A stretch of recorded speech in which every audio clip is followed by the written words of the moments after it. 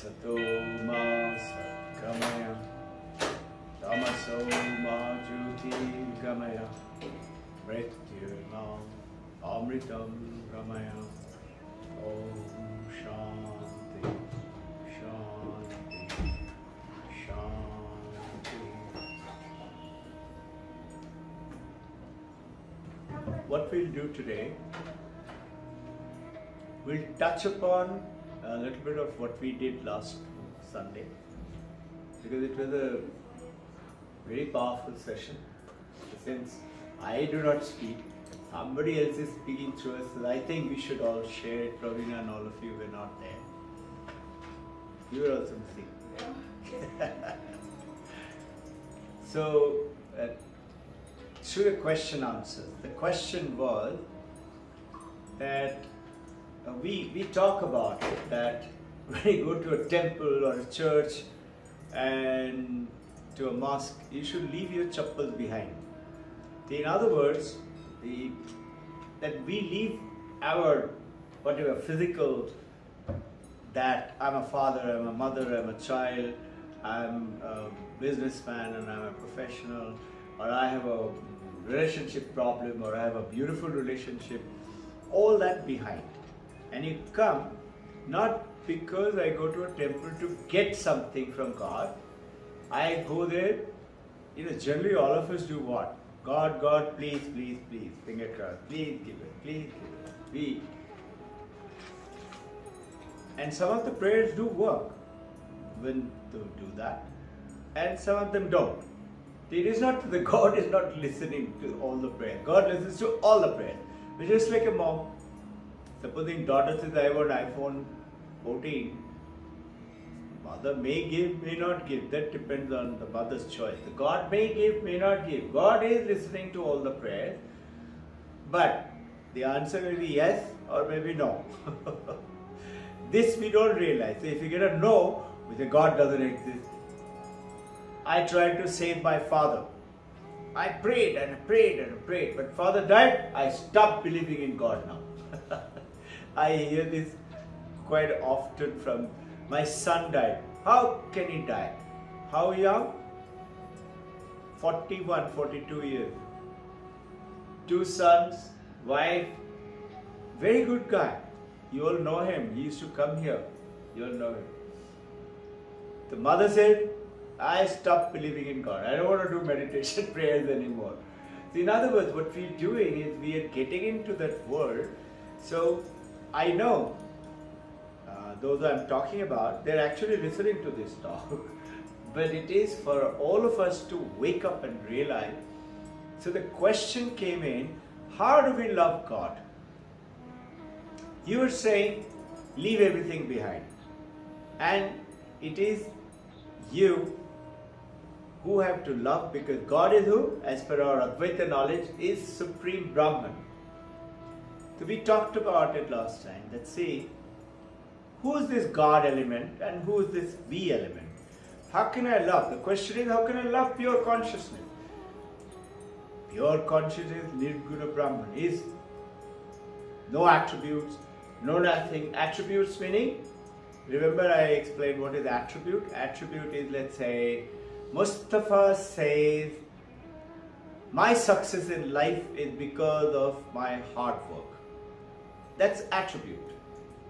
Like that, Nirguna Brahman has no attribute. How do I love that Brahman? This is what Advaita Vedanta is saying. Nothing is real. Only one thing, which is consciousness. We will keep talking about it. It sounds good, it sounds groovy, it sounds cool, but in real life, how am I going to make it happen? And that was the question. So, to answer that, we talked about Dr. Ludwig Wittgenstein, a Vienna philosopher.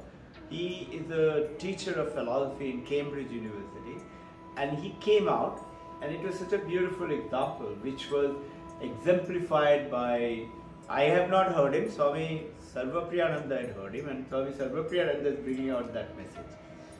He came out and he saw the sun was setting. And I put the picture of the Cambridge also. Those of you interested, you can have a look. They will see that how beautifully it is, open field right in front for Cambridge. As he comes out, he sees the sun is setting. So he mused, meaning thought loudly, and said, I wonder why our predecessors, prehistoric people, said sun rises in the east and sets in the west. He was facing west. He's seeing it setting. So there was a young girl who was with him, who was his student, a philosophy student in Cambridge. She said, why, Professor? Because it appears to be so. It looks so. So he smiled and looked at her and said, it looks so. Why? Because we think sun is going round and earth is stationary. This is what we thought. Just like we used to think earth is flat. And when Ferdinand Magellan 1652 discovered in London earth is round, you know what they did to him? They killed him, throwing stones. Who ordered it? Church ordered it. You can Google it and see it. They killed him throwing stones, teaching us wrong thing. So just like that, she said, why, it appears so. So he said, that means it appears that the sun is going round and earth is stationary. She said, yes. But he said, what if, understand, this is the most important, powerful observation. What if earth is going round and sun is stationary? How would it look? Exactly the same. So now our understanding of the Advaita Vedanta is, just think, we all are flesh and blood. We drive cars and we have houses, we have relationships, we have family, we have children, we have property, and we have bank and account and money and health and etc. etc. And we think this world is real, with name, with form, with function. Nama Rupa Bhavahara. Remember? Shankaracharya's word. This is who we think we are. But what is he saying? I am not. Mano Buddhi Chitta Ahankar Na Aham. I am not that. So, then what is it? This is now the question. How would it look when it is actually nothing else but the consciousness alone? All this is not real. You will say, you're thinking about it. Exactly, it will look the same way, like it is. But what has happened is, we have become ignorant, like the snake and the rope. You all remember the examples. Remember the snake and the rope?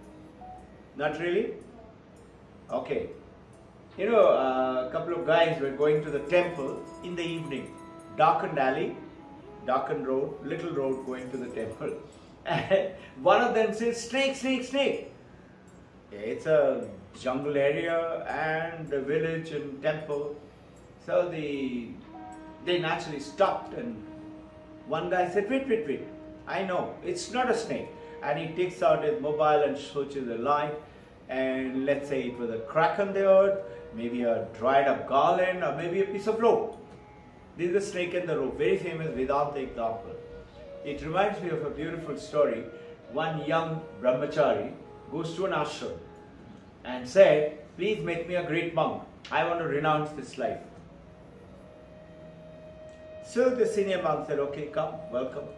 And what do you have to do? First 6 months, only clean the toilet, the floor, sweep, cut vegetable. So after a while he goes to the senior monk, you're not teaching me meditation, how am I going to see God? He said, what are you doing now? I am only cleaning toilet and sweeping the floor. He said, okay, you go to the kitchen and start cutting vegetables. This guy got fed up. So after a while he said, I am not going to be here, I am going. He goes back to the village. Village people say, how was your life? He said, I run a funny ashram. He said, why? Every day they see a snake and it becomes a rope. because they were talking about this Vedantic example. And next day morning, again the rope becomes a snake, meaning their Vedantic discussion. This is what is happening to you and me. So, how do we understand this? The first is the part of how do I love consciousness? See, even the greatest of the philosophers cannot love consciousness just by itself. Because what? The gentleman, the lady actually, who asked this question is, I would say, got a very good impression of the consciousness. You cannot perceive it. You cannot talk about it. It is beyond words. Remember that 6 points by which only language can express Brahman. It cannot express Brahman. It is beyond everything. So then how would I? Vedanta is saying even the greatest of the philosophers cannot. So we are not telling you to love that so-called non-concrete. But let's see. And the girl said, I love flowers, mountain, river, ocean, people. I love things. I can love them. So what is she expressing is consciousness to be an object for me to love. But consciousness is not object. It is subject. And who is that subject? You yourself. Your eyes can't see yourself. Have you realized? You say, no, I can see in the mirror. No, what you see in the mirror is your image. You don't see yourself.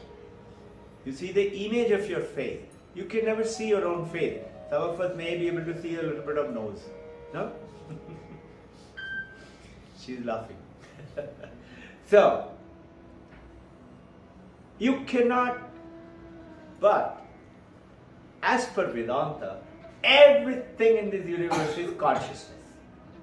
Everything.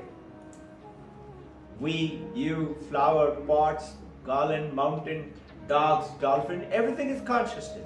So in a way, you are loving consciousness, but through the objects. So this is how the explanation goes into say. But coupled with that, you have to also understand a little bit of who are we, who is God, answering this question in its entirety. What is it? See, who is God? God is, the definition is a twofold. Okay? And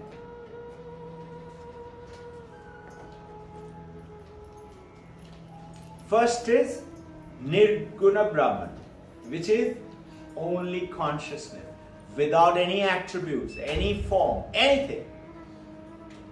Without attributes.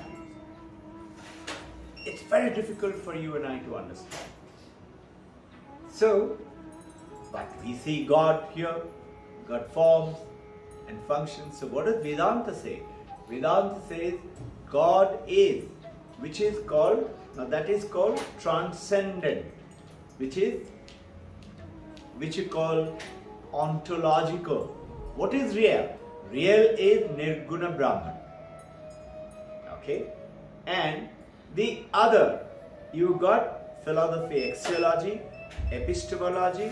She is going to study epistemology. Axiology, epistemology, ontology. Ontology is telling you what is real. Axiology, how does it appear to us? And epistemology is how do I learn? How do I learn anything?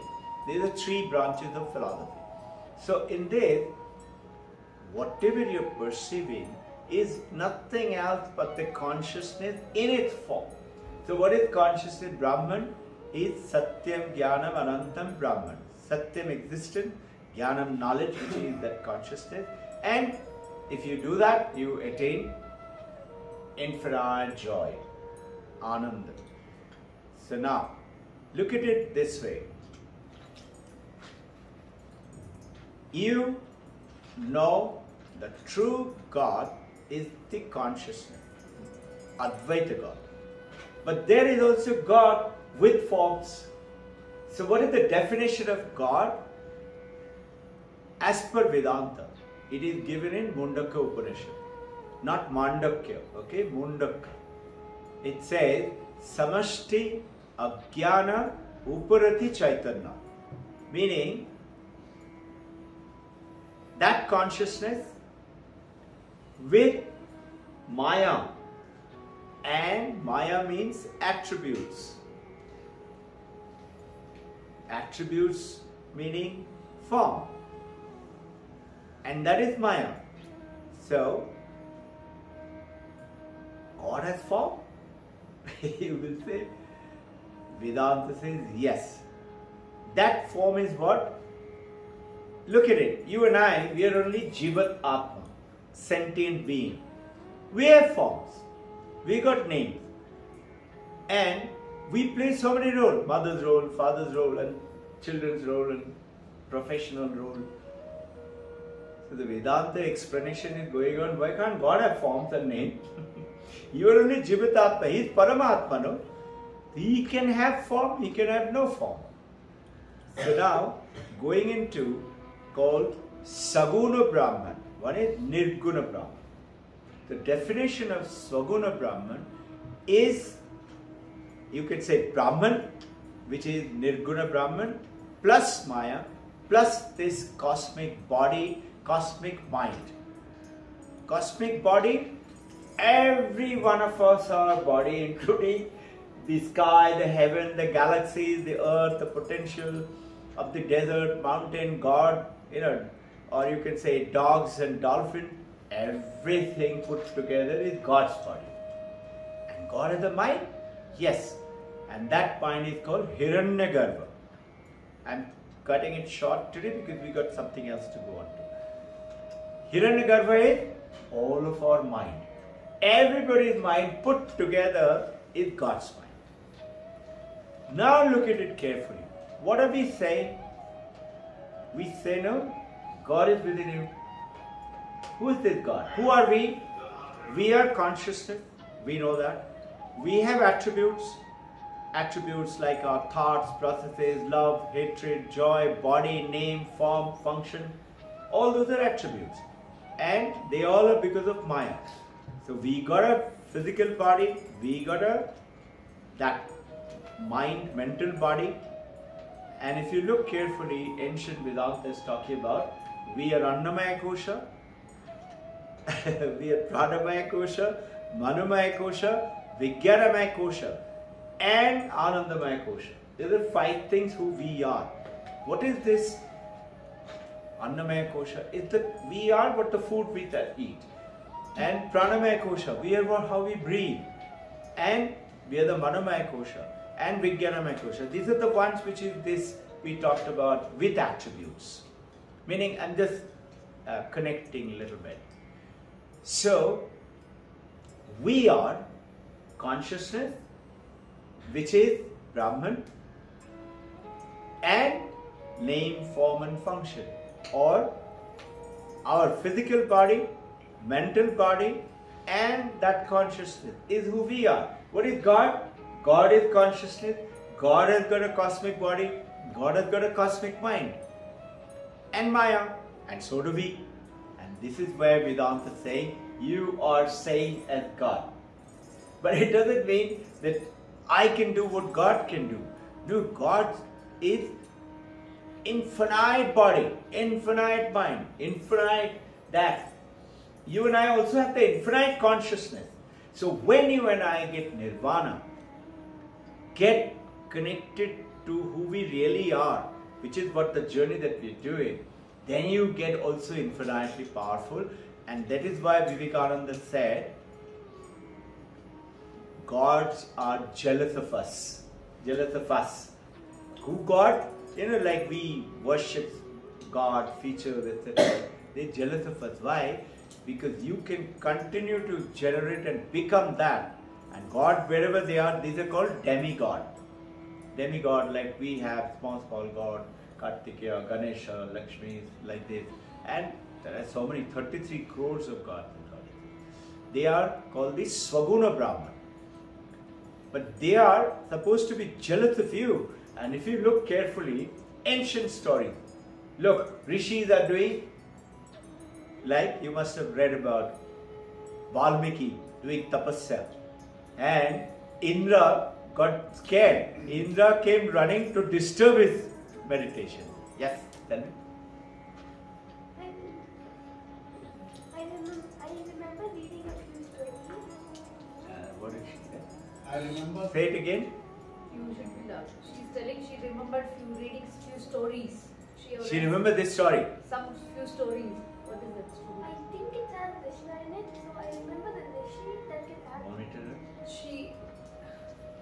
Say that again. You need to be loud. Little louder. Come on. You, It's okay. Come on. it's okay. You tell from there. Mommy or daddy will tell me what you say. A few Rishi. What was the story? I forgot the story's name. Hmm. I think it has Krishna in it. There was a Rishi.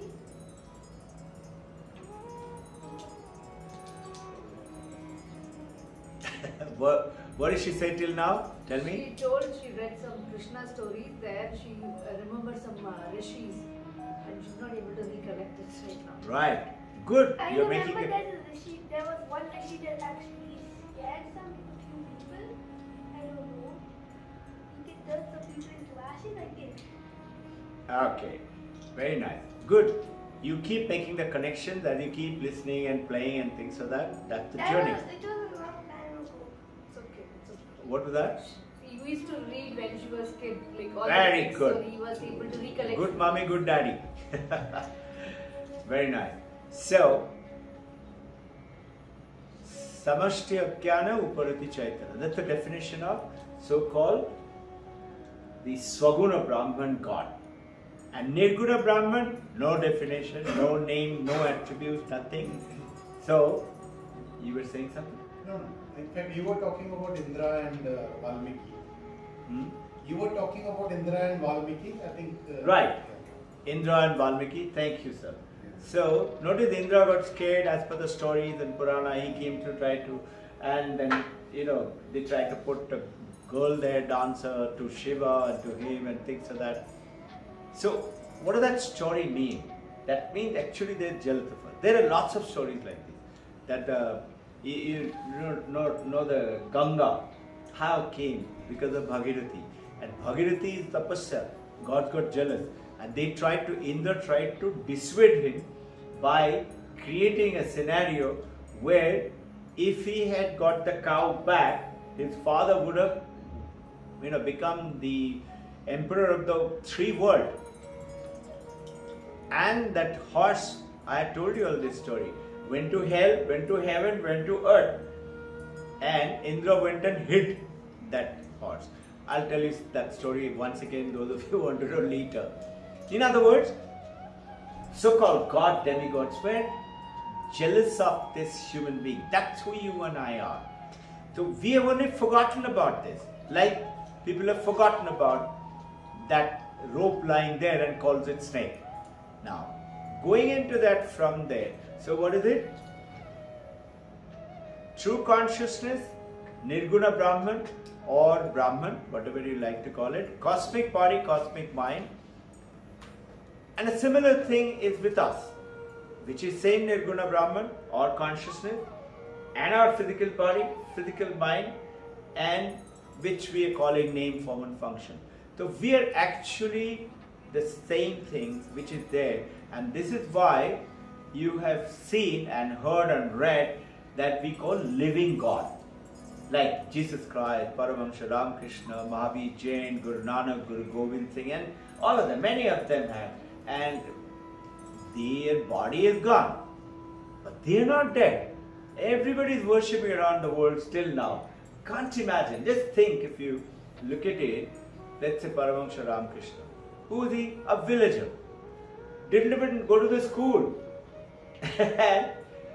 He attained such kinner. Vivekananada, Paramahamsa Yogananda. What? Yogananda didn't want to go to school. You'll have read about it. He wanted to abscond from school. And eventually his guru, Yukteswar said, no. You should go, finish at least, do your graduation, learn Sanskrit, learn English, learn these Upanishads and all, which Yogananda did. Vivekananda was a brilliant student, and he was studying in those days one top British college in Calcutta, Bengal. And naturally, he was a British educated, so he used to refuse to believe all these things. Britishers didn't believe in God and things like that. You'll be shocked to hear. Their principle, the British principle, he was searching for, is God real? The British principle told him, you go to Dakshineshwar, there is a kind of a priest who claims that he has seen God. You can go and ask him. And that's how he got connected to. Through who? Through a Britisher. And because of which all these temple, church, missions, everything has come into the world. Religion has come into the world because of these so-called living God. They got what? They got connected. Buddha. What did he say? Buddha means the one who knows. This is what the knowledge they came to know. Yes, sir. One question is coming up. Sorry. Like you said, demigods are Sagun Brahman. We also are Sagun Brahman. In what way demigods are different?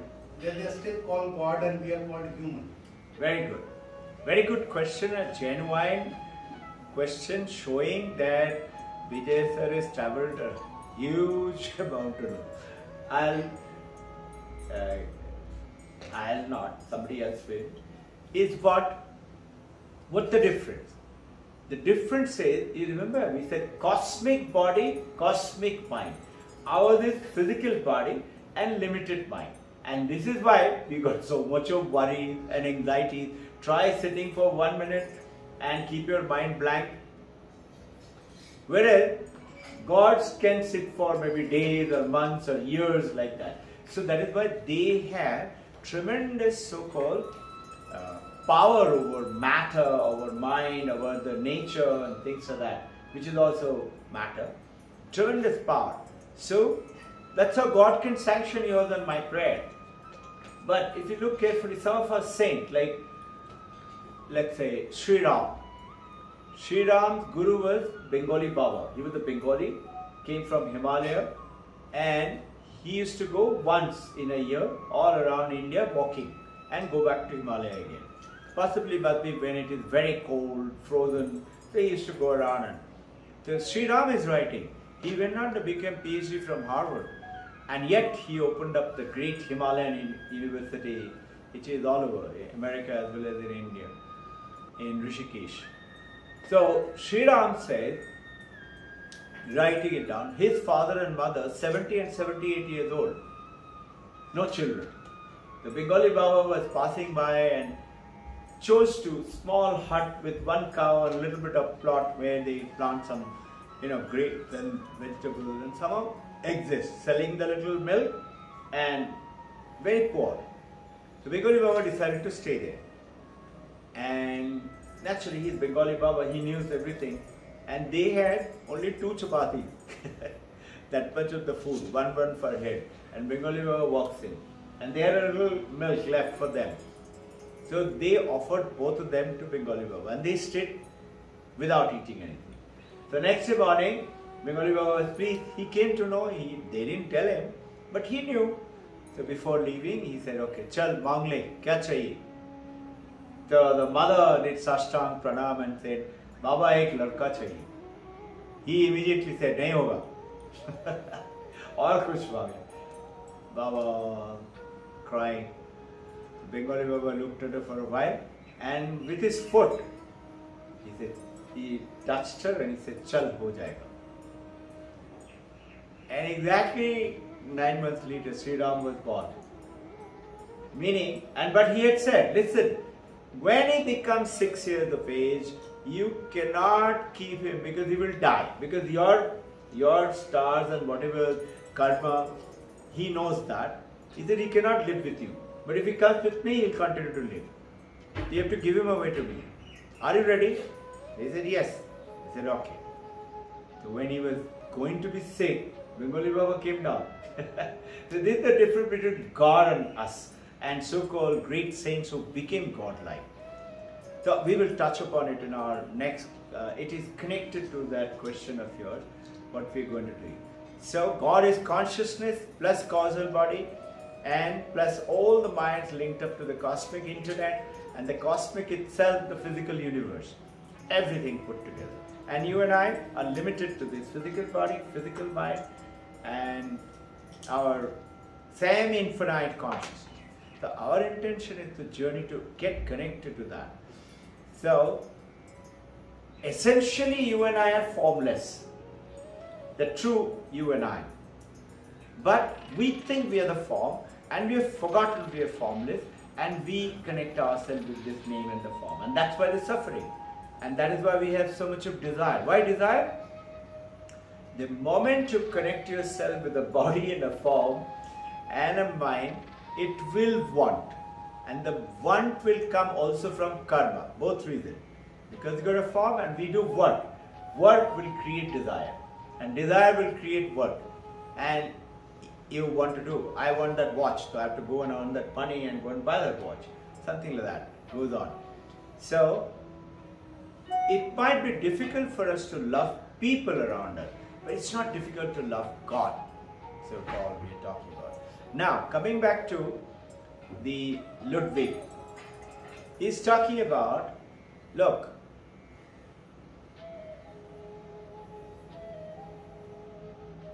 I'm jumping some of this. How would it look?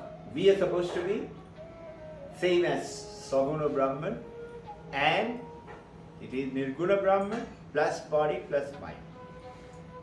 A God, Saguna Brahman is plus cosmic body and cosmic mind, meaning infinite is their potential. Strictly thinking, not infinite, it is finite potential. Nirguna Brahman is infinite potential, right? Because Nirguna is infinite. Now, so what would it look like to you and me? Exactly the same.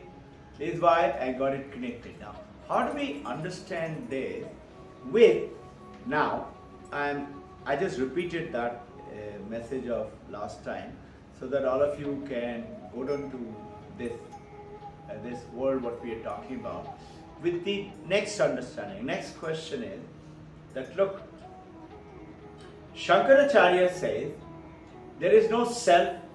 You remember Gaudapada, Guru is Guru of Shankaracharya. No self, no God, no Guru, only Brahman alone. Okay? Brahma Satyam, Jagat Mithya. This is Shankaracharya saying. Whereas our great godlike gurus are saying what? Let's say Paramahamsa Ramakrishna. He is saying this, he used to worship Mother Kali, and he says, who you call Nirguna Brahman, I call Mother Kali. Now how do you understand this? And he was in my journey. Why are we sitting here? What are we trying to do? What is the purpose of this? And is it just wasteful activity? Just something for a momentary peace? No. We are in a tremendous journey, and we are the so-called, on the journey to be the awakened one. And all we have to do is continue to believe in it and practice to be the awakened one. Now, how do we analyze this? One side, it is Nirguna Brahman, only Satyam, but Paramahamsa Ramakrishna, Yogananda, particularly Vivekananda and Paramahamsa Ramakrishna, both of them say Jagat Satya, Brahma Satyam. Both are Satyam. How do we understand this? So, to understand that, you look at the world of a dream. We say this world is a dream, no? We talk about this world as a dream world. Look at our dream.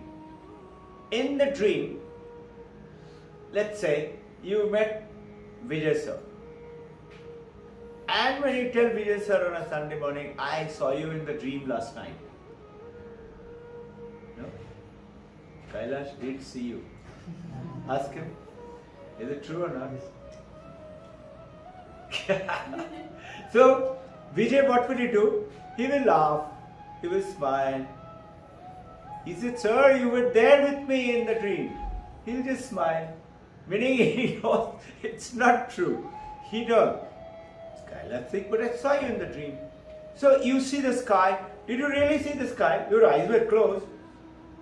You were sleeping. Your body is there, but you have another body in the dream. And your real body and real so-called you were so-called there, as per this earthly you. But your mind is now imagining through the power of the mind their entire scene of mountain, dancing in Florida, seeing Vijay sir or you, attending this Sunday, everything. But none of them actually happened. When you wake up from the dream, then you say, oh, it was a dream. But look at it now. Did you really see anybody? Did you really see that land and the earth, or the mountain, or Switzerland, or Florida, or, attending this session, seeing Vijay sir? No, it was all the trick of the mind. Mind imagined it, mind projected it, and mind, when you so-called wake up, that mind and that you in the dream does not exist. Right? But you say it is real. I think so. But when you're waking up, if it was a Jurassic Park dinosaur chasing you, you will say, thank God it was a dream.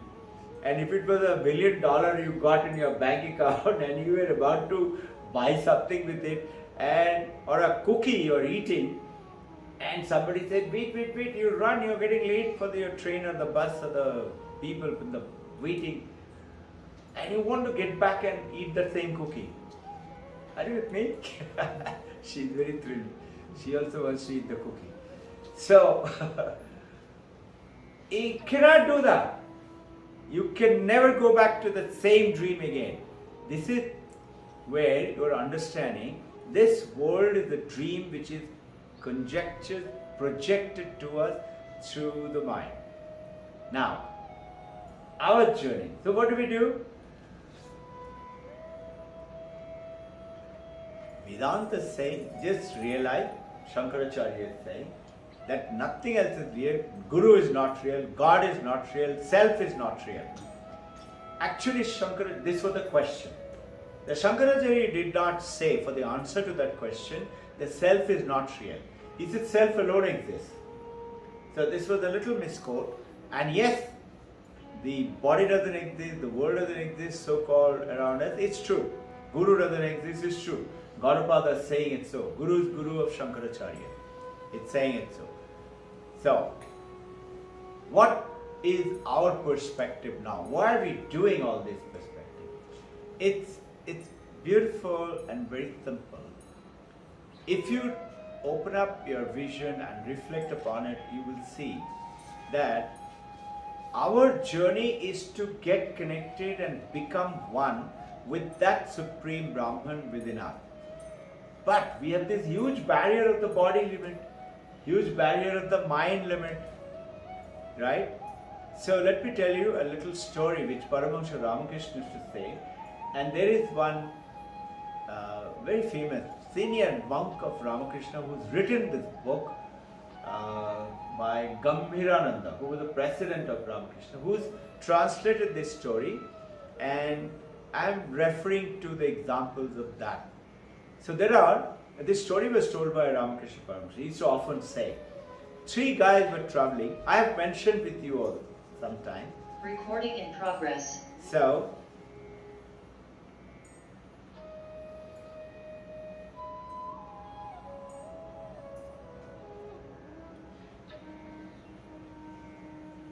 there is a huge wall.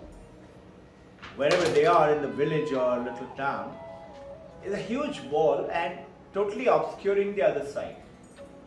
So one of the man, with the help of the other 2, climbed up on top.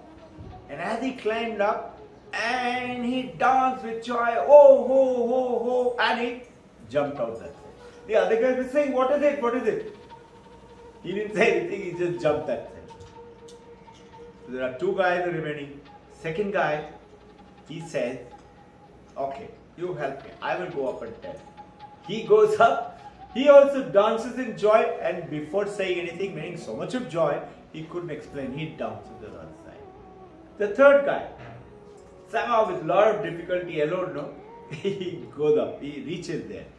And he also dances with joy. And as he was about to jump in, he said, wait, what happens to these poor village boys and girls? They don't know what is there. Let me go back and tell them so that they can also go down there. And Paramahansa Ramakrishna explaining it like a big mela, those days in the village, big mela, circus is going on, lots of pakoda, jalebis are being fried, and great fun for the villagers. Dolls are being sold and sugar candies and all of you all must have seen it sometime. I've seen it many a time. We used to love going to Mela, and thousands of shops and things like that from all over the 40-50 villages will bring it. You'll be amazed to hear in Belur Mart once in a year they hold a Mela like that, Mela, and they call all the villages, not from town, not from Kolkata, call it from the villages just to simulate that. So now he comes down and he goes and tells, and because of the third guy, who's the third guy? Is Jesus Christ, Buddha, Ramakrishna. They attained enlightenment. The other two also enlightened. The first one is enlightened master. He attained, but he's pretty happy we just there. So what do people do? Go up to the mountain Himalaya and sit down there and just enjoy themselves. Locked up. The second guy, who sees, he also jumped in, he also didn't tell, but he may be related to another story. There is a monk who was an enlightened master. He used to live with Paramahansa Ramakrishna. He's talking about it, it's there it's mentioned. He used to always meditate inside a room. Food is to be sent to him. He will not come out for food. If no food went, he doesn't call for it. And if it went, sometimes he would eat, sometimes he will not eat. Sometimes he'll come out. This is the second guy. Who are these first guy and second guy? They're all enlightened masters. This is the example of enlightened masters. 3 types of enlightened masters. Second guy, he comes out once in a while, enjoys this world outside. And he even indulges, and it is explained as wah, wah, wah, wah. He talks like that. He even rolls in the river Ganges sand. That's such wonderful thing. And he goes back inside and again locks himself. This is the second guy. Third guy, he realizes it, but he says, what about these poor guys who are totally in the darkness, who doesn't know? Let them also come and enjoy this. Not only that, and I got another message. That message is, the third guy, now other guys in the village cannot become enlightened straight away and enjoy like that. So what does he do? He makes the hole, a small hole in the wall, and tells them to see from there the beautiful fun going on the other side. And now, those who want to see more, and this third enlightened master, you know what they do? What he does, he makes the hole bigger and bigger and bigger with people like you and me. Or what do we do? Now, enlightened masters can put one leg inside and the other leg, go there, have fun and again come back. So can you and I. We can also go there, participate in that joy and the fun and come back. Now, is this world real? Question was, Gaudapada says not real, Shankaracharya says not real. Are you making the connection? So beautifully explained it Vedanta, and so did our masters. They say, of course it is real. You have your body, you have your wife, husband, family, children, house, and that is also real. So this is also real, that is also real. Jagat Satyam, Brahma Satyam. Both are real. So what do they do? But now comes in, how do I now operate in both worlds? One foot this side, one foot this side. Very simple. It comes in selfless karma. Without any desire for your own benefit. And many of you are doing it. You just attain great joy let's say Vijay sir is doing something for his grandson, and so did Tapil sir, and so are you for your daughters and son. You're not expecting anything. You have a vision that yes, I would like them to grow up to be that and something like that. The third master also has vision that they should also become enlightened.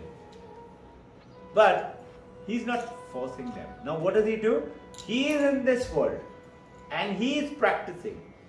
And he's showing it to the world what a beautiful thing it is on that side. To enjoy there as well as be here. Participate in this world with 100% commitment. But knowing all the time that knowledge of the Brahman. That it is there. That is the truth. This is what? In Buddha, there is no God. Buddhists don't have any God. So, there what? That, that Gaudapada's issue. That there is no God, there is no Guru, there is nothing. Buddha, you can say that. So this is why somebody asked him, how would you explain Advaita Vedanta? So this is Swami Sarvapriyananda's explanation. He says, he's quoting one of the monks from the Himalayas from Tapil Sir's kingdom, saying what? Advaita Vedanta is Buddhism with with you, meaning you are also real, God is also. So this is called Dvaita Vishishta Advaita, and one is Advaita, one is Dvaita Vishishta, and then you got Sankhya philosophy, and like that it goes on. Many, we will not get into them, sound complicated. So now what is it? Yours and my job is to be in this world, participate 100% with what? Selfless activity, not for personal gain, personal benefit, and continue to work, and whatever good result you get, give it away to the others. And many people will say, if I give it away, I was telling the teachers, listen, if somebody comes to you like that, your duty is to give it like this. So one of the teachers said, sir, I put my hand in the pocket, I get 100 rupees out. I'm supposed to give it? I said, yes. Whatever comes in your hand, give it. Sir, but I have only 100 rupees. Good question. I said, listen, you just give that 100 rupees and watch from somewhere that money will come back, and maybe many times more. And this is what is the advices of that if you want something, if you go to our school, you'll find written big word in big things, right? In the center green. If you want something, Like, give it each first. floor there's a word, and even in some of the two there Say are that again. two elevators. Say that again. In the school there are there are 3 floors with Yes. padded, Right. some writing, and sometimes even the elevator has some writing. What did she say? You have the writings in each and every floor, she's telling. How did we write? No. You have writing. Writings in each and every floor. Like, The quotes have been Every written on floor, every yeah. floor. even in That the is- Even in the elevator, and I You know why? don't remember what is the elevator. Like we do every Sunday here. Why? So that it reminds us. Like a matchbox. Matchbox doesn't know how to create fire, but it has the potential to create fire. You and I have the potential to be godlike, but we don't know how to do it. Somebody teaches us, some writing, some guru talking, some reading, some listening, reading, talking, guru, all put together. We learn how to strike and create the fire. Fire is what? Create light. You know that. So now, yes sir. Sir, I just wanted to share a few things. 3 weeks back, 3 weeks back, 3-4 weeks back probably, when we were in a session, you told us a story about a father writing with a pen with certain frequency, and one of his small son is watching him. To avoid him playing with the pen, he keeps it on the loft, and then he gets ready for his office. Then he wants to go he cannot remember where he kept the pen. And you were telling about the frequency changes, and when your mind frequency comes to that level, you start relating to things, you start remembering things. When you did in a certain frequency, if your frequency changes, you won't remember that. I've been experimenting this for the past 3-4 weeks. The same changes in frequency. So nice. And I've been observing that we shifted our home to the new home, and I was in a certain frequency when I did that. When I came to this new home, we had to unpack and find all the things that are packed. And I've been observing this. Every time she asks, where is this? I will say, I don't know. And then after a few seconds, a few minutes, I'll try to come down to the frequency, and suddenly I remember it is here, it is there. And we are able to find different phenomena. It's just a thought experiment we were doing in the last 3-4 weeks, based on our... Good. So you see, what is that? What is, like you're saying, I experienced it. So what is definition as per Advaita experience? Recollect? Experience is object with consciousness. Unless there is an object, I cannot experience it. And unless I am conscious, I cannot experience. So you and I are experiencing this so-called world, a family, being a father, mother, grandfather, child, student, whatever. We are experiencing the world, but we have to be conscious. So now, what is happening through these sessions, I realized today, and all of you, that that awareness, which I have talked about it, awareness, consciousness, but when you go to finer definition, understanding of the Advaita, awareness is not consciousness. But I've been talking about it as consciousness. Awareness is not consciousness. Do you recollect, Sharda is not here, I don't know where she kept the chart. Do you recollect the chart, that consciousness and the 5 senses with which you see the world through the mind, body, the brain, it goes into the brain, right? What goes in? 5 senses data to the brain. Tiny particles of electricity sent to the brain. From who? 5 instruments of the senses, like eye, ear, nose, etc. And from brain it goes to the mind. But remember, Advaita says brain and mind. Oh, so nice, thank you. So see, remember this. This is the consciousness. We see the world. The 5 senses through the body goes through the 5 instruments of the senses to the brain. Tiny particles of electricity. I see the tree. Tree does not enter my eye. I'll go blind. But a light falls on it. An image is created into my optical lens, which in turn sends tiny electrical particle to the brain. How does it do? Today's scans and all that, CT scan, etc., telling you. But they don't know how. Brain is sending it to the mind. This is the so-called reflective consciousness or awareness. This is called awareness. With a finer understanding, higher understanding. This final awareness is actually powered by this consciousness. If the consciousness is not there, awareness won't be there. So you and I, if I'm in coma or if I'm unconscious, I cannot see the world. This awareness, mind is there. I'm unconscious. Mind is there. But I cannot perceive the world because this consciousness is very little. And if I'm dead, this consciousness is not there. So this mind is not there at all. It is gone. So when you and I leave our body, body dies. Body we cremate, we burn it. But the mind, which is called the Sukshma Sharira, body is Sthula Sharira, Sukshma Sharira, body is Annamaya Kosha, and this is Pranamaya Kosha, Manamaya Kosha, Jnanamaya Kosha. These 3 are called the Sukshma Sharira. Fine body. Fine body becomes like a balloon and searches for the next birth for the enlightened masters. And that mind, this is the awareness. But this is not consciousness. it is powered by consciousness.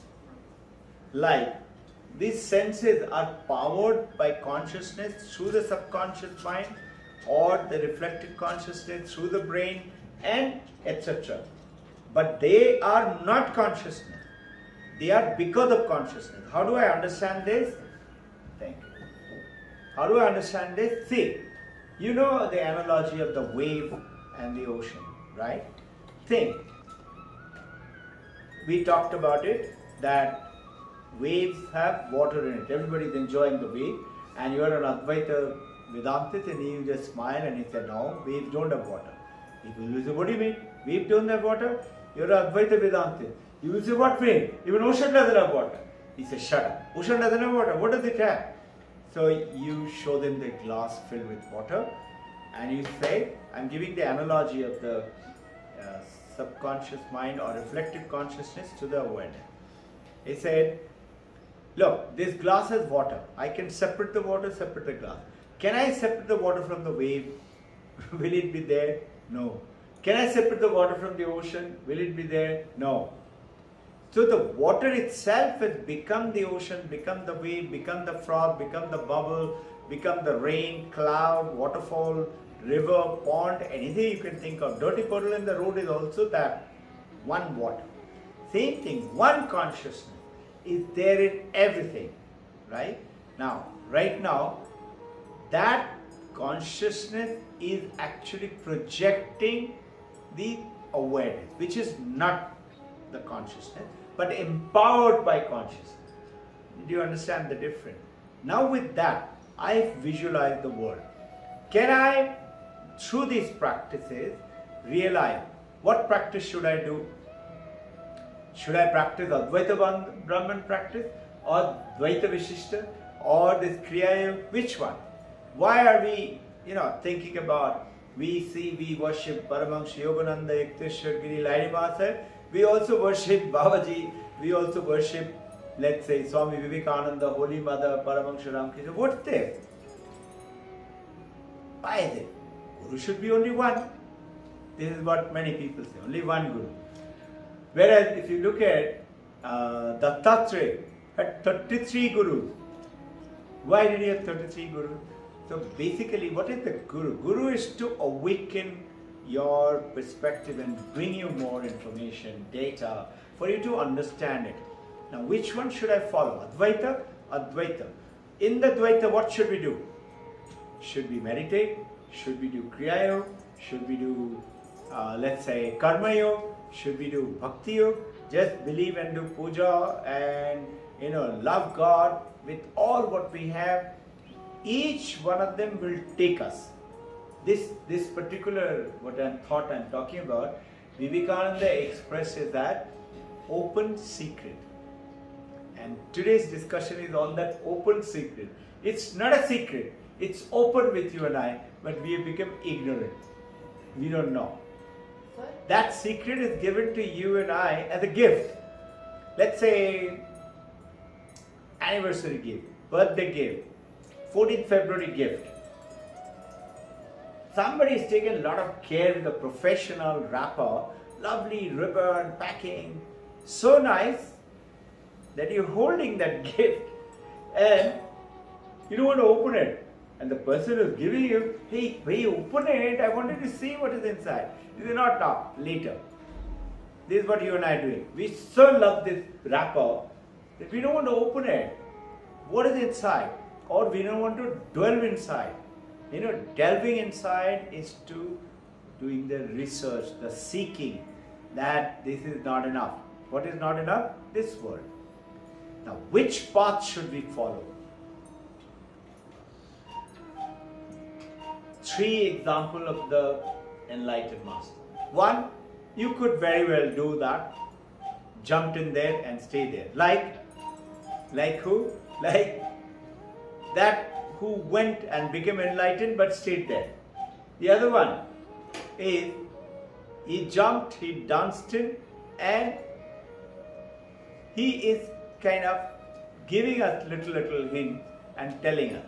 The other one, he comes out. The second one is like that monk who was in Paramahansa Ramakrishna's Mandit temple, he used to come out once in a while and would say, "Wah, wah, wah." That's the analogy of, he's also Paramahamsa. And again he'll go back. The going in, coming back. The third one is, who said, no, how can I leave them? These poor, my family members, my whole world, etc. And the third one is also the consciousness. He is fully aware, but playing the role of the husband, the wife. If you notice, Jesus Christ, he resurrected himself, and you all know, we have talked about it, Sermon on the Mount. And he resurrected himself and came to India as per lots of books, which are all, quite a few of them with me. I must be having at least 9, 10 of them. Paramahamsa Yogananda written the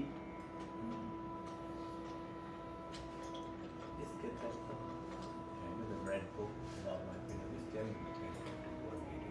red hardcover book. The Open Secret is Vivekananada, and Paramahamsa Yogananda is writing about Jesus, his sojourn in India, and that he lived here for 17 years. What did he do? He retained his body, he played with the people, showed it to each one of them that this is how you should live.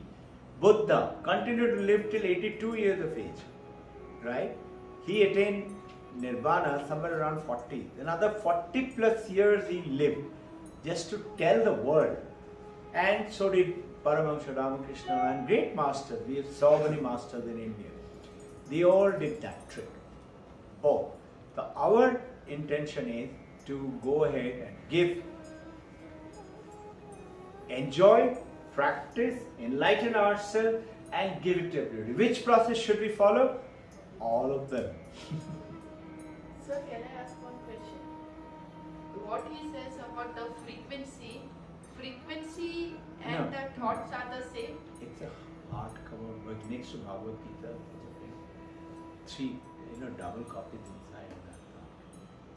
Frequencies and thoughts are the same? Somebody has to help me. She's telling is frequency and thoughts are the same thing. Is it some thoughts? Thoughts and frequency. Frequency and thoughts are the same. Okay.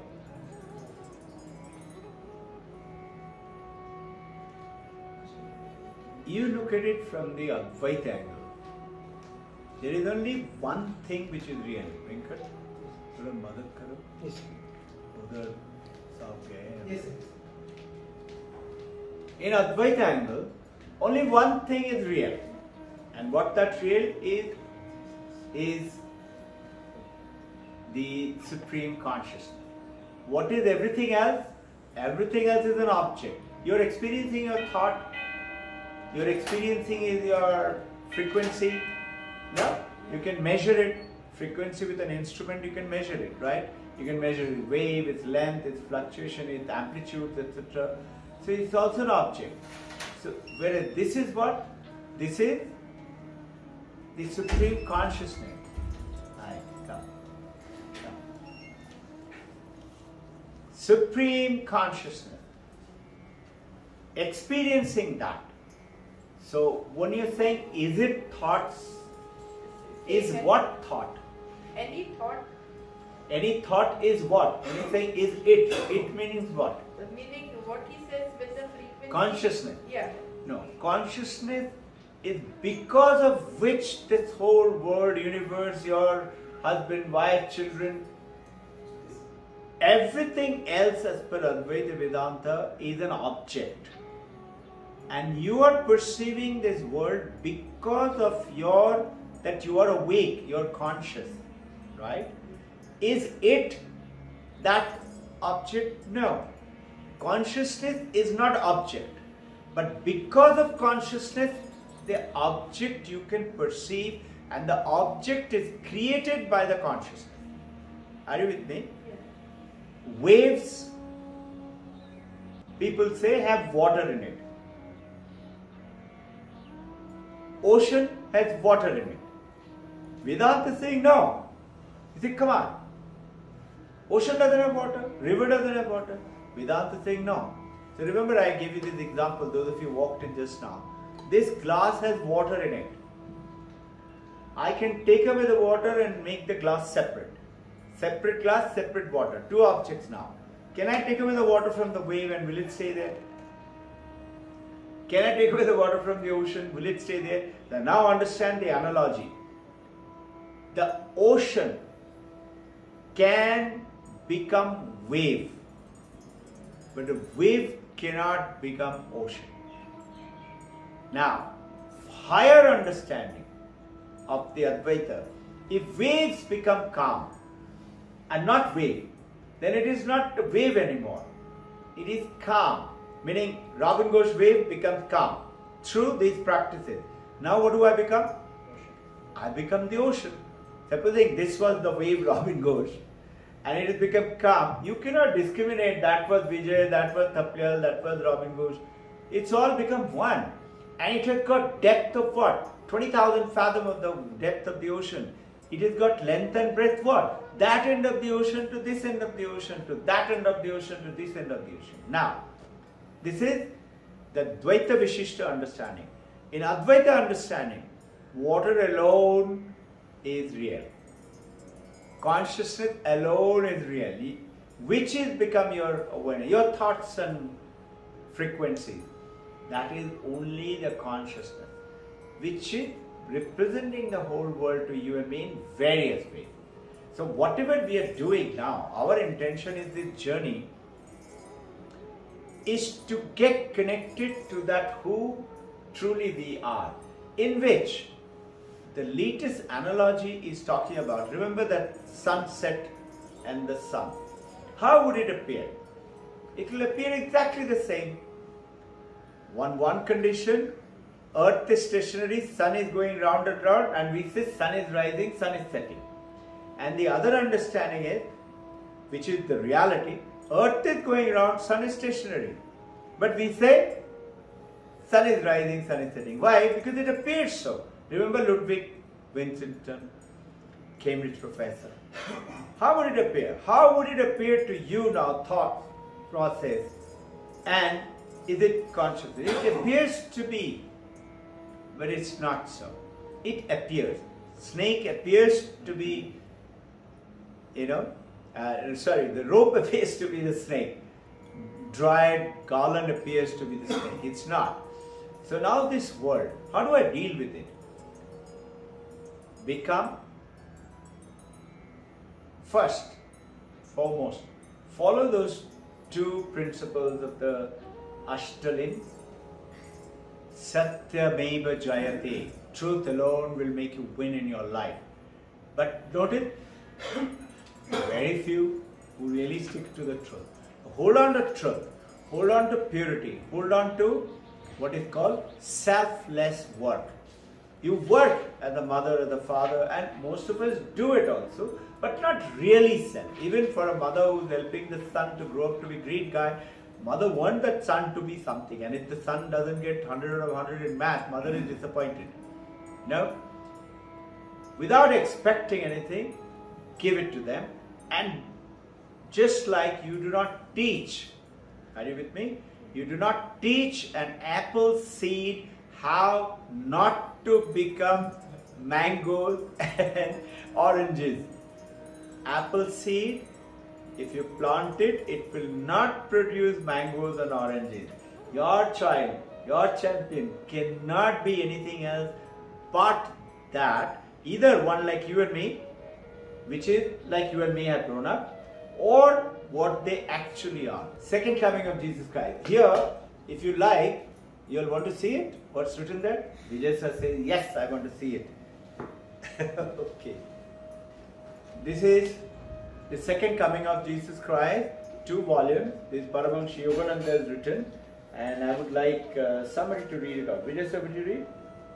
I think Will you read? Jayakumar will be the best. Yeah. Thank you. Read this part. What does it say loudly? The infancy and the youth of Yeah, Jesus. below that. The unknown years of Jesus' life. Loudly, loudly. The unknown years of Jesus' life. Sojourn in India. His sojourn in India. He came to India, lived for 17 years. Give me that one. I'll make you read one more. And Paramahansa Yogananda, who realized this truth, he's written, you can imagine how big. If you truly believe, if you have faith, nothing shall be impossible unto you. okay, this is what Paramahansa Yogananda is writing in these two beautiful second coming of Jesus Christ, that is his resurrection. We covered it, no? Easter Sunday and Good Friday and things like that, you know, Sermon on the Mount. If you have faith, so that is Bhakti Yoga. If you believe in yourself and the work, selfless work, if you truly have faith in the Raja Yoga and practice it relentlessly, it is not happening. I do not understand. These are all big philosophy. What is this? It goes over my head. No, hold on to it. Practice it. You want to learn, let's say, maths in the maths class, but you're not understanding anything. If you give up, you're not going to complete your course. You have to perceive. Some of us gave up maths and went into something like art or science or something like that. You have to perceive, hold on to it, and you can do it. So our children are taught everything and they're doing everything. Some of them do very well, some of them do little less. Why? Because of the saying that belief is what we need to encourage, and the parental belief. Parents have to believe in their children. They say, you're the apple seed. You cannot become mango or oranges. How can they become? They will produce apples. But teacher, school, parent have to play a very important role, and that is be the gardener. You have to plant the apple seed in a right soil, right ambience, right watering, right manure, right sunlight, and right motivation. Talk to the tree. The tree will produce giant apples and you will attain. So which one should we do? What is it? Follow what we are doing, practicing right now. Follow everything, believe in yourself, believe in the people around, and awaken them. As you keep believing and doing it, like most of you doing it, awaken, understand it, and give it to people. Free of all cost. Let me tell you a story. One gentleman wanted to hear some spiritual talk in a village. He was passing by. So he saw one big marab and pandal and they're doing some talking. So he peeped in and he saw somebody with a thali is going around collecting donations. He said, I am not going to there. He didn't go inside. Then he went to a little later another pandal where he went and asked them, Paisa leta hai kya? They said, no money. He went, he selected a nice place in the center, he sat down, he, as per the story, he twirled his pushtas and enjoyed his. People don't like to give money, contribute. Don't ask them for anything. Just give it to them. Everybody won't receive. But if everybody is come, that means they want to receive. Yours and my intention is to become awakened and talk about it to those who would like to. That is why there is a difference between, the fragrance of a flower and advertisement. Advertisement is you are doing a big advertisement with various kind of colorful pictures and things like that to sell something. Another perspective is, I'm not wanting to sell. I want people to become aware of it.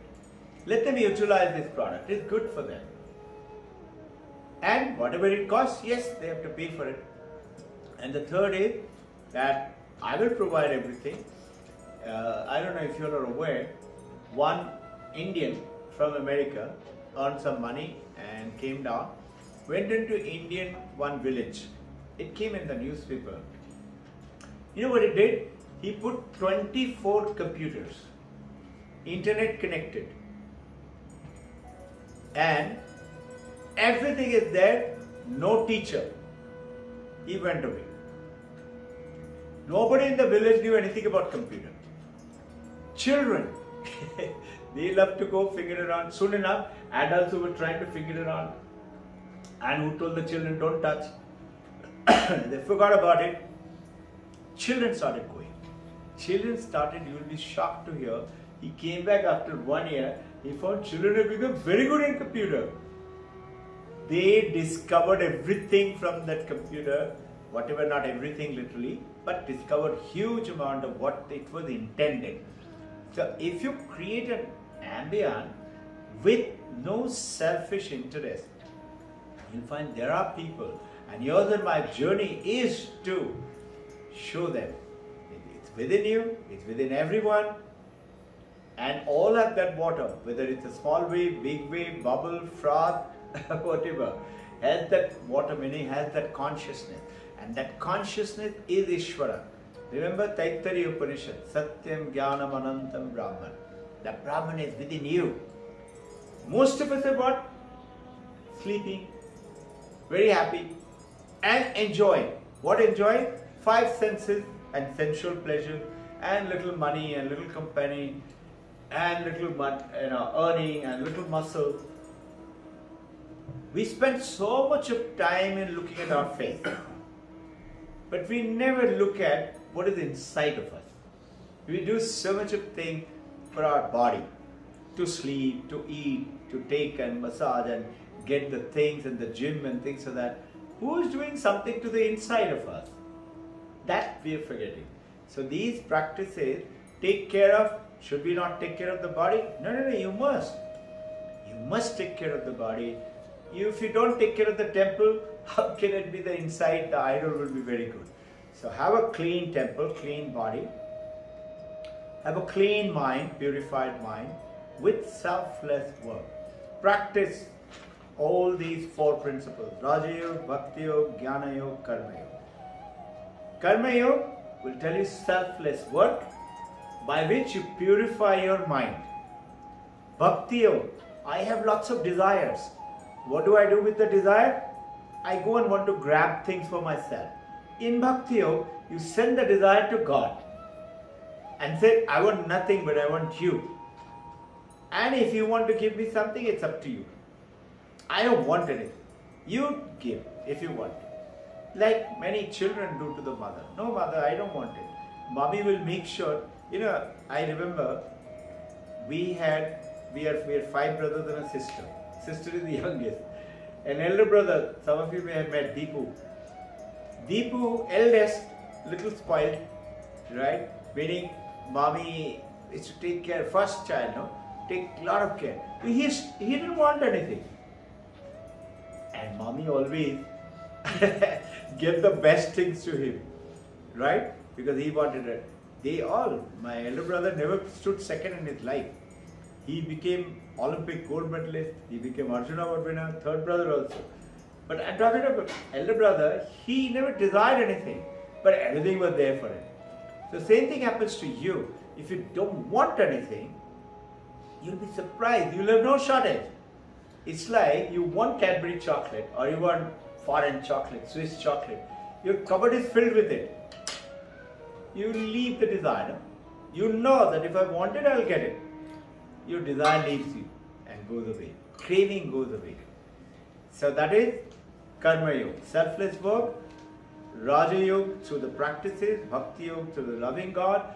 God will grant it to you. And Jnana Yoga, you should know. You should know what the truth. So what we are practicing, all 4. Right? Let's go ahead and do some practices now. Towards the Raja Yoga practice. Yes, sir? Shift your bottom a little back in the cushion. Hold the ankle and flap your knees to attain these 3 exercises. Asana Siddhya. You'll be able to sit for a long time with the divine grace and with this exercise. Massage the top and the bottom of the feet, then the toes. Hold the right ankle and push it down and pull it up on to the chest and bring upper body forward and press it down. Repeat 2 more times.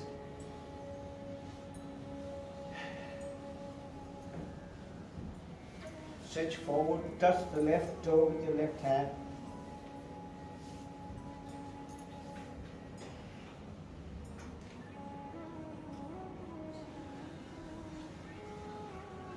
And slowly, not in a jerky motion, straighten up, right foot in the front, left foot close to the body, massage the left foot, top and bottom. Massage the toes, send energy to the legs and the feet. It does so much of service to us.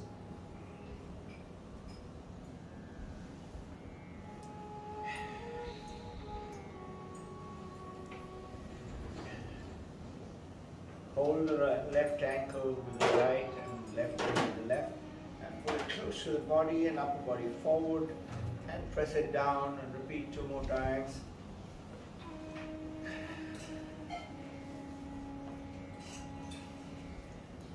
Stretch forward, touch the right toe with the right hand.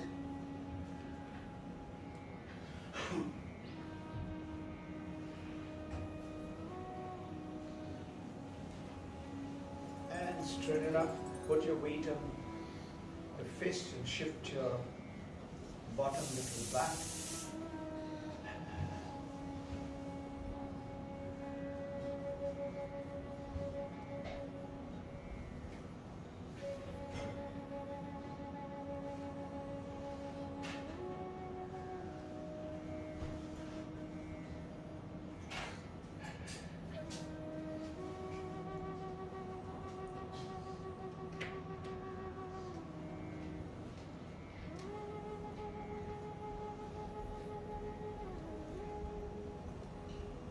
We'll start breathing, followed by meditation. The breathing, सांस ही भगवान है. Tremendous power, like Saradamanji, that we know. The power of the breath. We'll do 2 basics.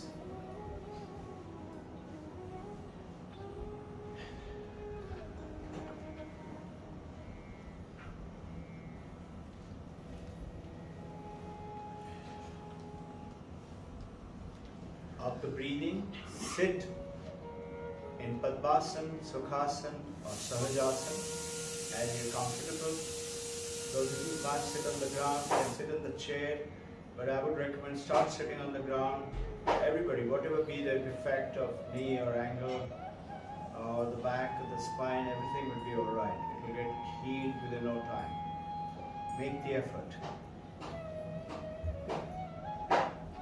Settle down. Breathe gently, bring your focused attention to the breath. Just become aware of your breath. Conscious of your breath.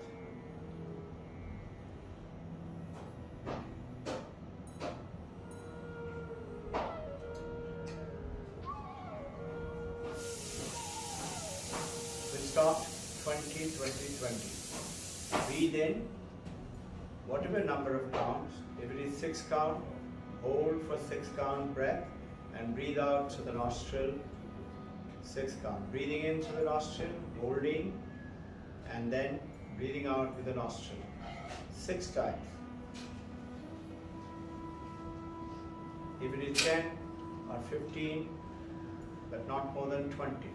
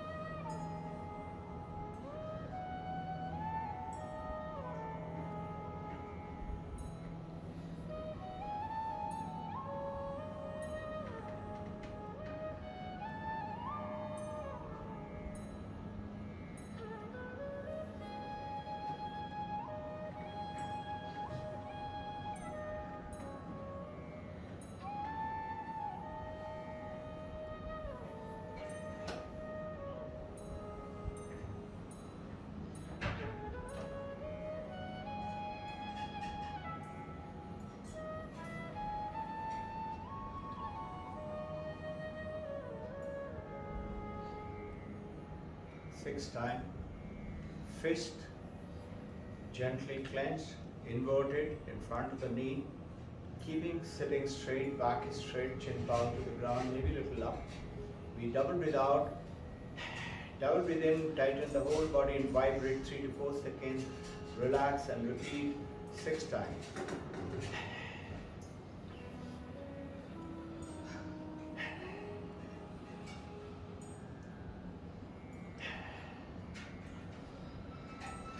Vibrate by tightening toe to the scalp.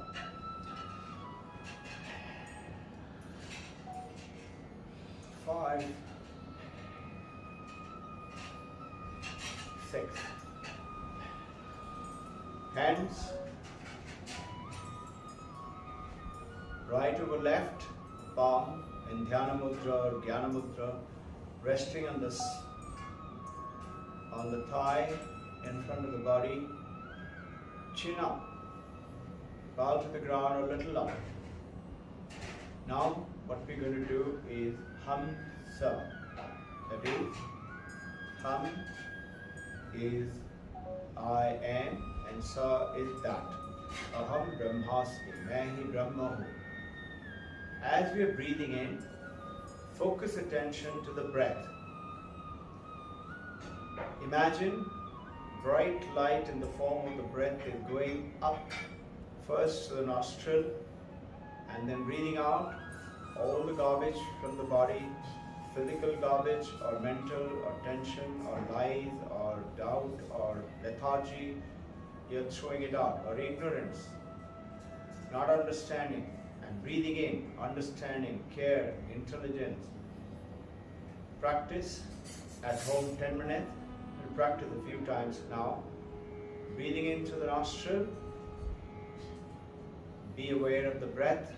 I'll give you 2 more steps in the same breath practice. Let us begin.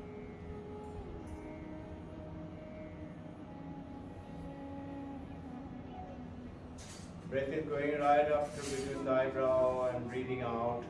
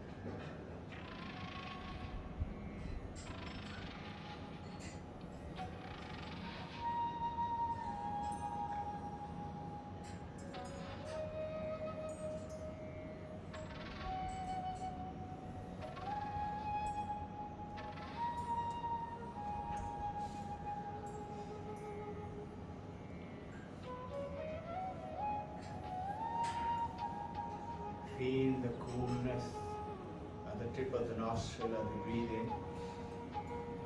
Warmth as you breathe out. Not forcible, gentle and yet long breathing.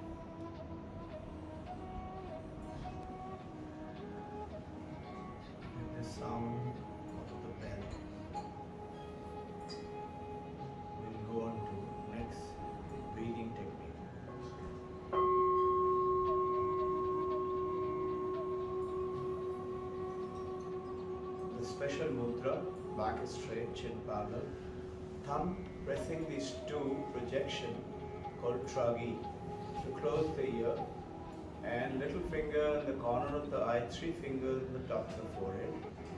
The exercise is you breathing in and chanting Om, not loudly, silently in your own mind, and breathing out Om. When you're breathing in and breathing out, I want you to listen within you. There will be many other Omkar, you'll be able to listen. No external noise because you're closing the tragi. You will hear. Now which one should you pay attention to? To start with the loudest one. Please, let's start.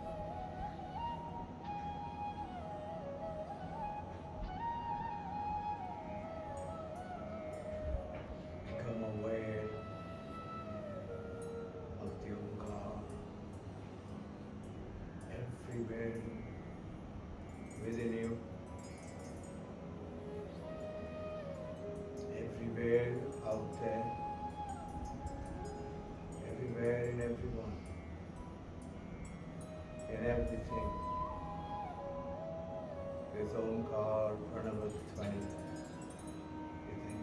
Is the universe, is the Ishvara, is God.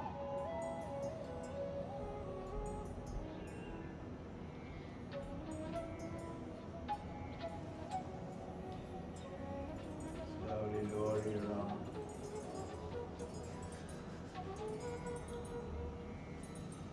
You may flex your legs before you start the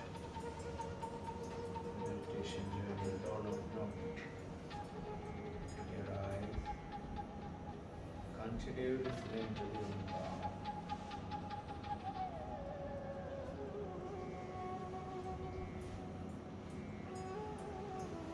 Sit comfortably. We'll start the meditation. Before that, meditation is concentration, dharana, dhyana.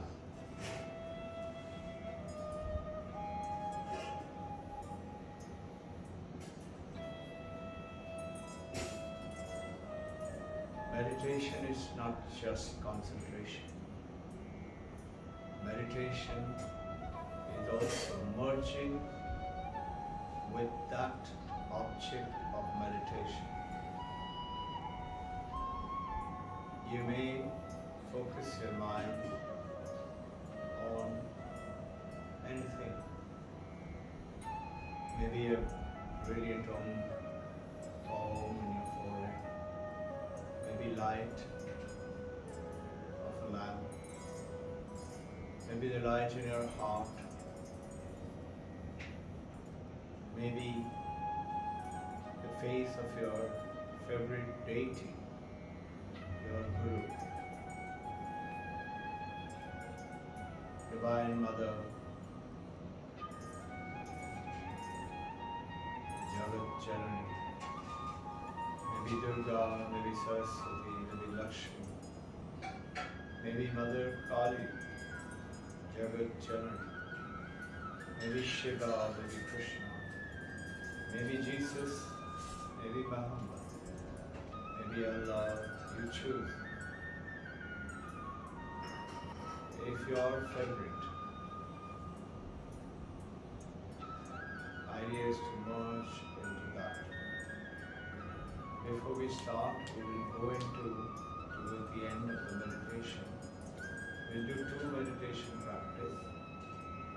One is mindfulness, which is extension of Buddhist meditation. And second is Vedantic meditation.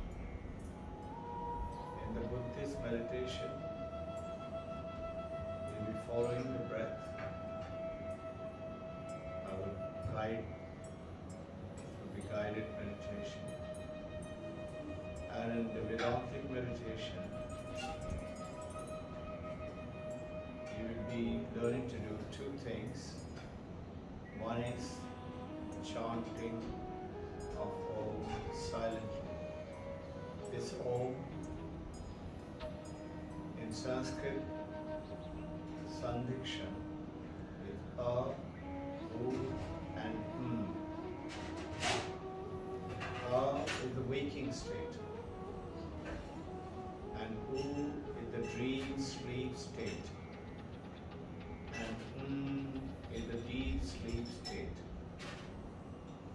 Every one of us have the three existence. Waking, like right now, dreaming and sleeping, when we go out to sleep and we dream, all of us have. And third is the deep sleep, when mind goes away, thoughts go away. We do not even remember anything. When you wake up, however, you remember that you had a wonderful sleep. The deep sleep state. Generally, most human beings think these are three states we have. Mandukya Upanishad tells us we have the fourth state, which is when you finish chanting Om, you stop chanting and you take a deep breath Let's start again. The deep breath in the silence, the fourth state. It is called Mandakya Upanishad name Turiya. Turiya means in Sanskrit fourth. And then Mandakya goes ahead and tells us this fourth state is the consciousness state, is the awareness state, from which the waking, dreaming and deep sleep generates. So neither the waking, nor the dreaming, nor the deep sleep state is real. Reality is only the fourth, which is the awareness, which is the consciousness, which in the form of a brilliant light within us. Without this consciousness, we cannot do anything, learn anything, or enjoy anything, like, dislike, do anything. Neither one of these three existence, waking, dreaming, or deep sleep, would either exist. Without consciousness, the Turiya, our body, is dead. This consciousness is compared in the Vedanta like the light, like sunlight. Our nearest example, though it is not sunlight, the sun is because of this consciousness has come into the being, and this consciousness in the entire universe, in everyone, in every living, non-living thing, and in you is one. That is oneness. We are not separate.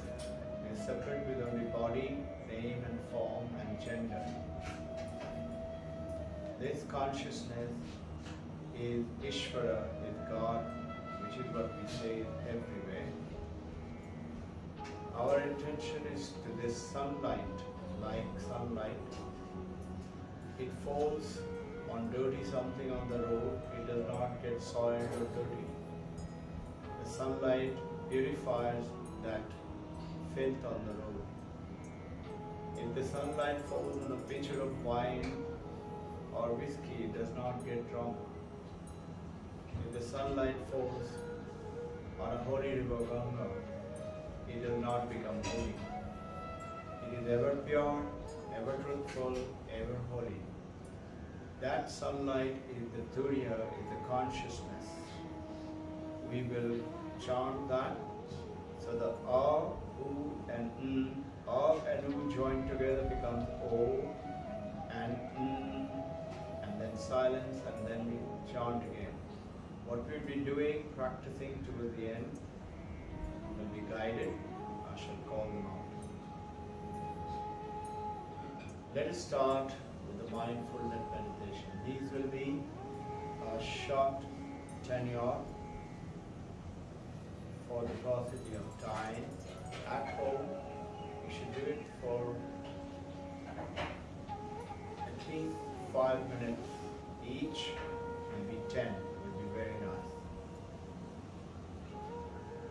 Starting now, breathe in through the nostril, feel the coolness of the tip of the nostril to the count of 10. Not the long breath to the count of 10, but the 10 times. Breathing in now and silently keep a count. Breathing in now.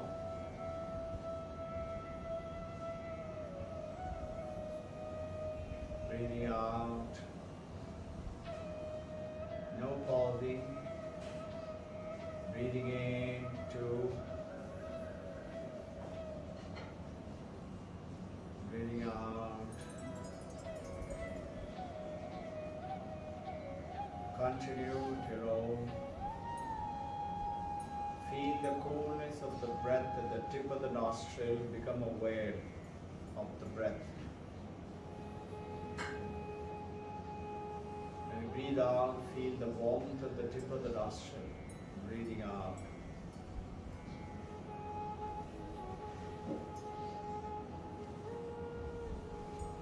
Keep a count. In case you forget which count was it, you have to start from the beginning again.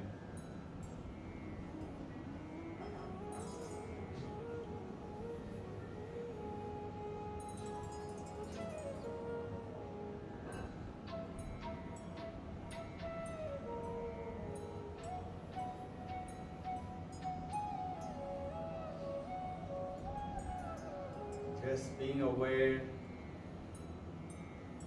of the coolness at the tip of the nostril and warm as you breathe out at the tip of the nostril.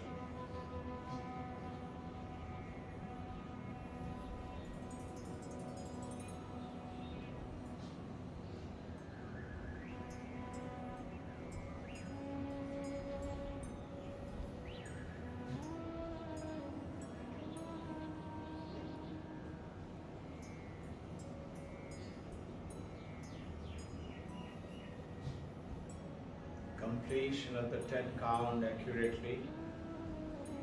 Continue for another count of 10.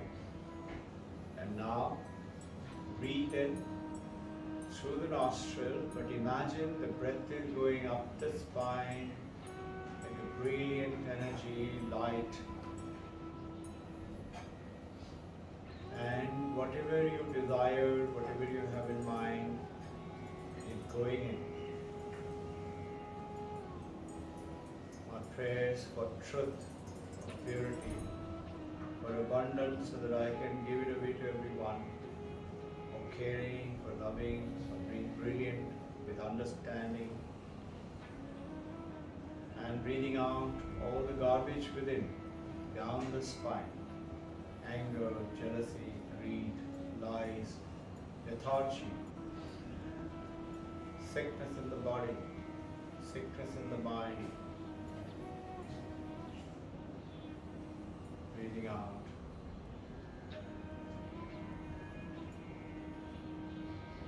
Continue to keep a count in your mind. Up the spine, down the spine. See the different divine light purifying your entire being, going right up to the Abhya chakra through the spine and coming down.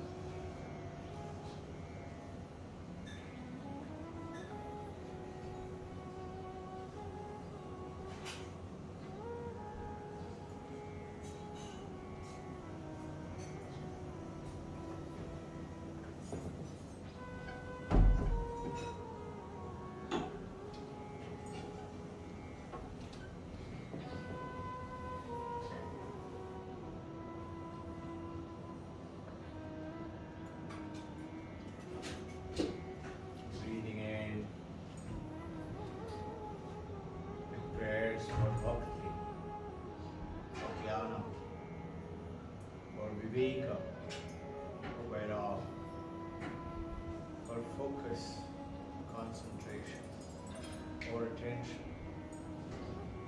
for love, for helping other people, for detachment, for knowing what is real and what is not real, breathing out all the negativity.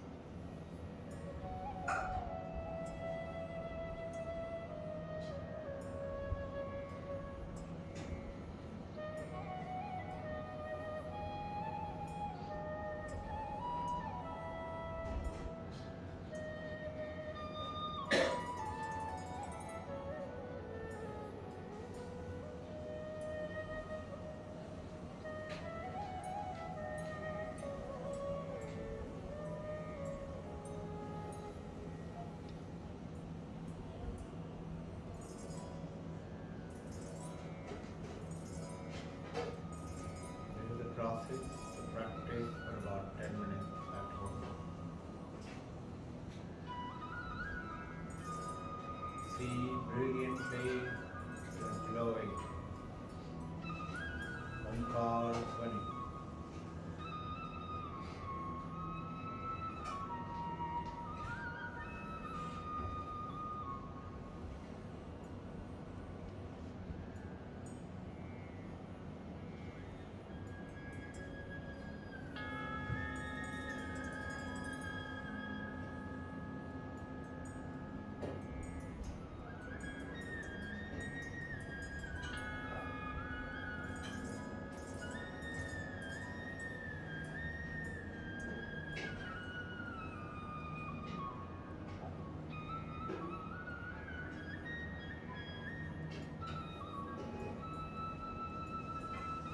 Guide you onto Vedantic meditation from mindfulness meditation.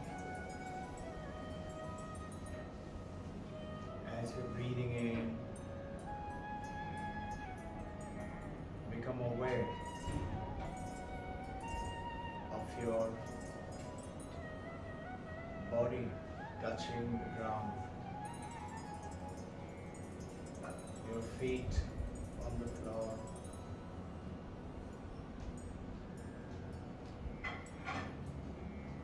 This awareness is your consciousness.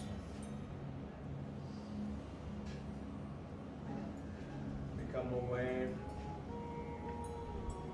the presence of other people without seeing them.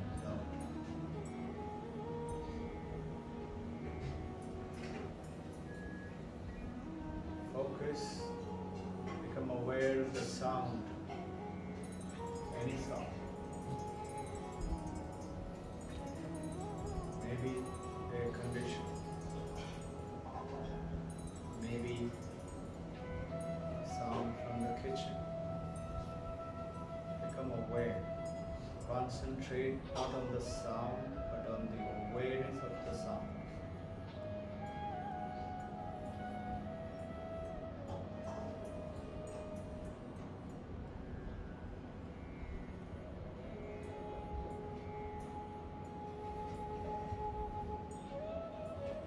Become aware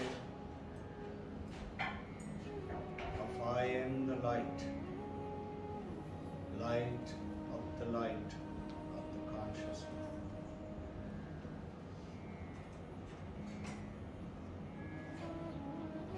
Become aware of your thoughts.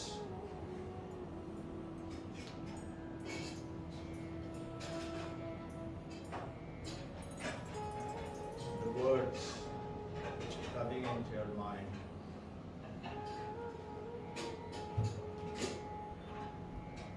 Become aware of the blankness of the mind, of no thoughts.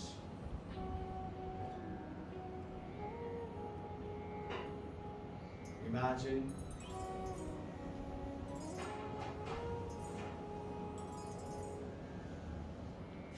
I'm blind. I can't see anything. But I'm still aware of that awareness of I.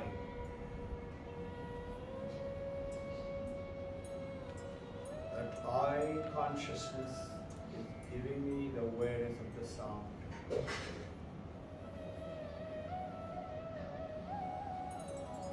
I'm blind, I'm deaf, I cannot hear anything, see anything. But to become aware that I am there.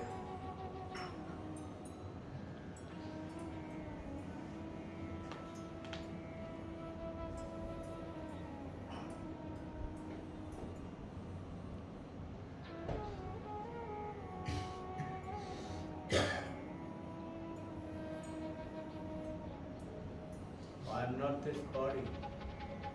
Body grows old, degenerates, dies, but I remain. Body changes, but I am constant.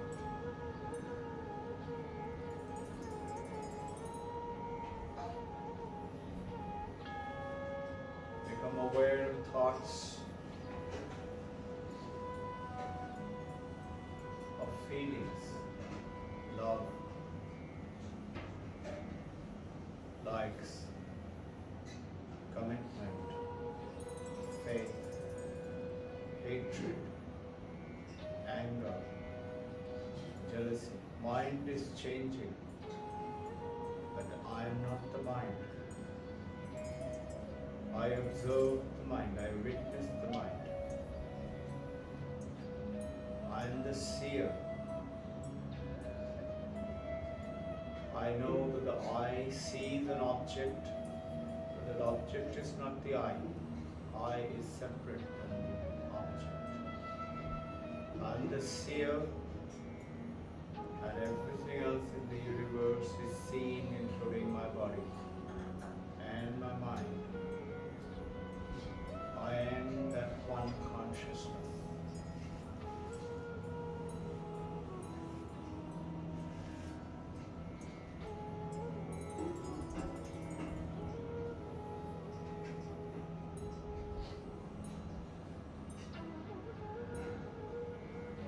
Visualize that light of the light, Jyoti Jyoti, self-illuminant, Saprabha.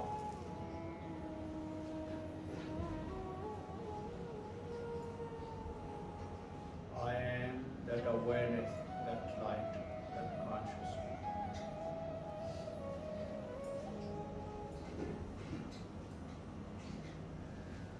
Visualize that state where is no feelings, no emotion, going beyond all things to nothing.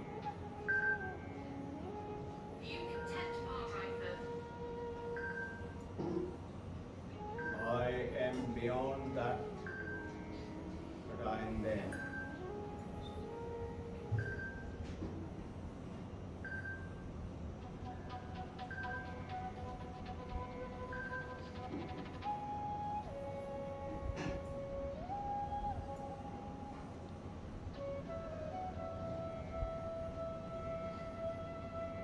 I am eternal. Body may die, mind will go, but I shall remain. I am Brahman. I am the light.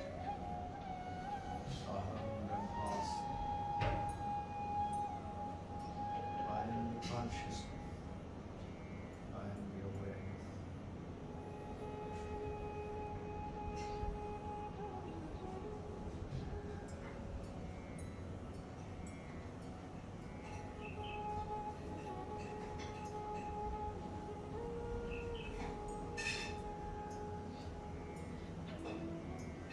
Plant the seed of your wish, your prayer or desire into the center of that.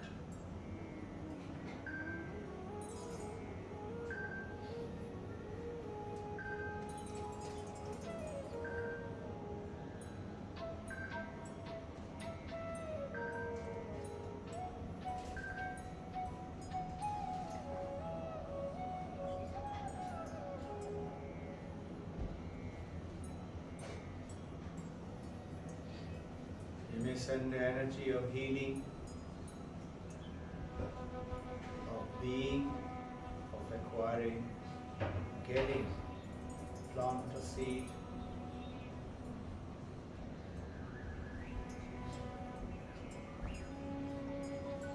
And know that it will come true. We are all blessed with our consciousness, and we are aware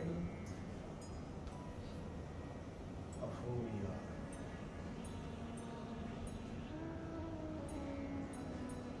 Take 3 breaths, long breaths. You may flex your limbs. Keep pose as long as you like, you can. Feel the divine feeling of joy.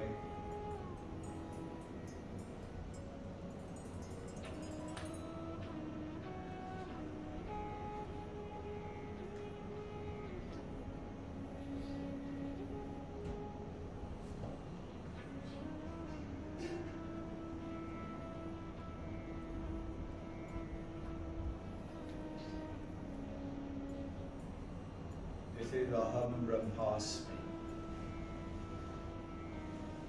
मैं ही ब्रह्म हूँ. This is Satyam Jnanam Anantam Brahma. Now you know theoretically, intellectually. We have to become that, just like we know we are a man or a woman. We know we are human beings. Just like that, we know that I am eternally one with everyone. I am here to help everyone to change, remove their suffering, and bring them the bliss and joy which is there within them and within me. We are the infinite wish tree. Visualize it, plant the seed, forget about it. Just like you plant a seed, don't dig up to say whether it is going to sprout. It will grow. The divine grace. With our prayers, silent, may all your wishes be fulfilled swiftly and quickly.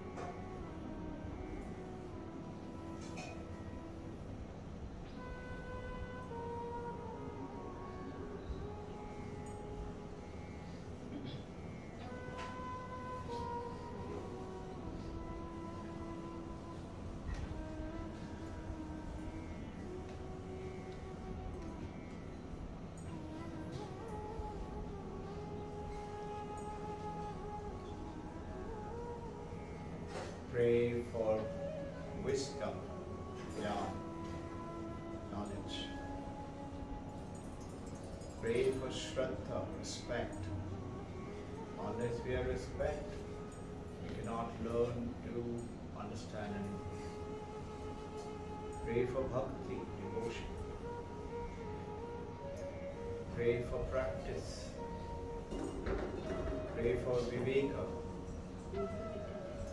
Knowing what is real, what is not real, and holding on to the real and discarding not real is Vivekananada.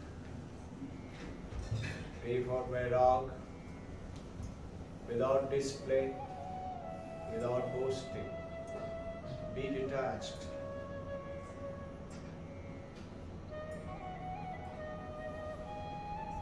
Become aware.